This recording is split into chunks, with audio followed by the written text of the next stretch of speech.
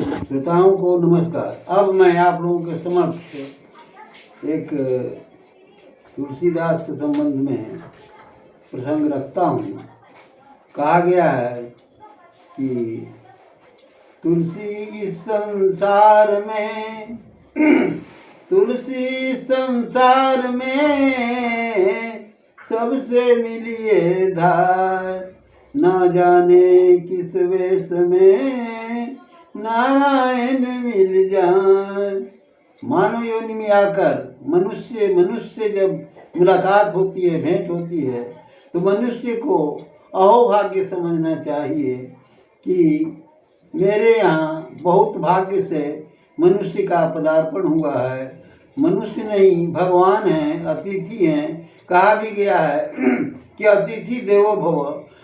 अचानक किसी के दरवाजे पर कोई आ जाता है तो वो अतिथि मान जाते हैं, और अमान्य नहीं, तिथि मन बिना तिथि के, अचानक बिना सूचना के, बिना तिथि के कोई आ जाता है, उसे अतिथि कहते हैं। और कहा गया है कि अतिथि देवो भव, देव तुल्य होते हैं।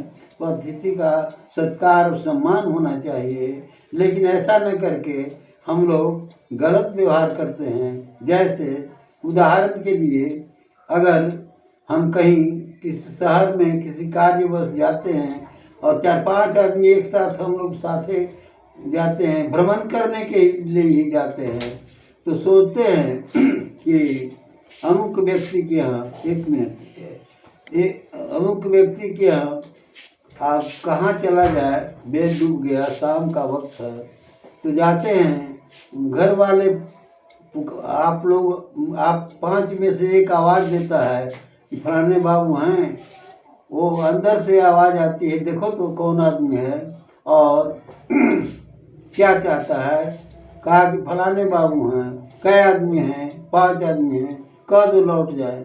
ऐसा नहीं चाहिए। अब बताइए, मनुष्य हो करके और मनुष्य के पास कोई सहयोग के लिए हो, हल्का सहयोग के लिए जाता है, और आप वो ऐसा मानवीय व्यवहार नहीं दिखाते हैं, ये गलत काम है।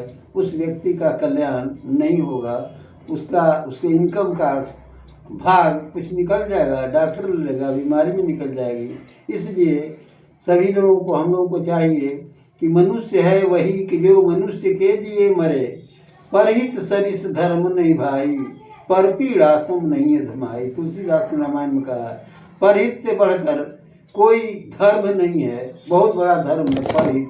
इतना ही कहकर अपनी वाणी को विराम देता हूँ।